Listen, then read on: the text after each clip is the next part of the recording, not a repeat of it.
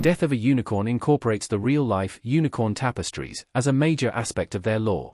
Death of a Unicorn focuses on a father and daughter who accidentally hit a unicorn with their car.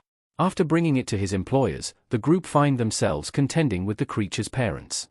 Most of the characters in Death of a Unicorn don't initially believe in the full dangerous potential of the creatures, even as Jenna Ortega's Ridley investigates the legends surrounding the creatures and successfully predicts much of the chaos that they are walking headlong into, even as her warnings are ignored. One of the most clever ways Death of a Unicorn does this is by incorporating art history into the story. A major discovery that Ridley makes during her research is centered around the iconic unicorn tapestries.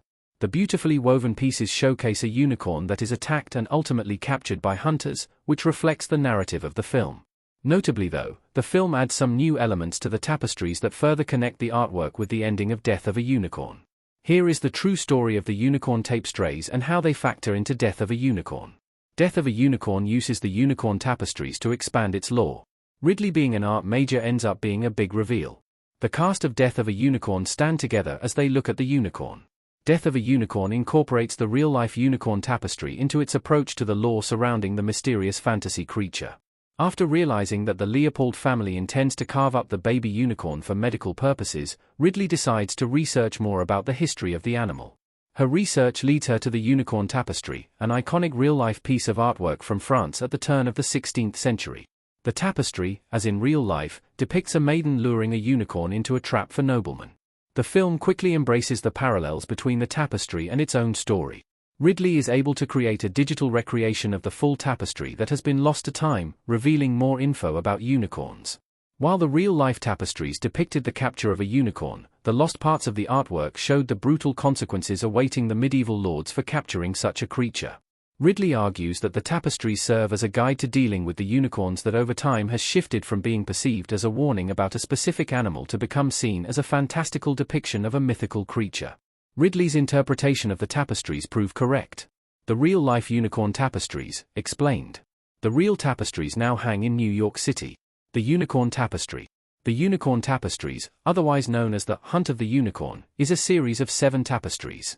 Originating in the Netherlands by unknown artists and weavers, the original creators of the tapestries have been lost to time. Initially held in possession of the Rochefoucauld family, the tapestries were stolen and believed lost during the French Revolution. Although they were eventually recovered by the Rochefoucauld family, they were damaged in places and had to be restored, although the colors remained vibrant. As recounted by the New Yorker, John D. Rockefeller Jr. procured the tapestries, where they now hang in the cloisters, composed of 7 pieces. The unicorn tapestries depict a group of hunters searching for a unicorn. The creature fights back, and can only be calmed by a virtuous maiden, which allows the hunters to wound the fantastical animal and return it to the castle. The most famous of the tapestries, The Unicorn Rests in a Garden, depicts the mighty creature now domesticated and kept within a small gated space. Notably, parts of The Unicorn Surrenders to a Maiden remain missing, with the piece only existing today in fragments. This sets up Death of a Unicorn's revelation about the full tapestry. How the unicorn tapestries factor into Death of a Unicorn's ending.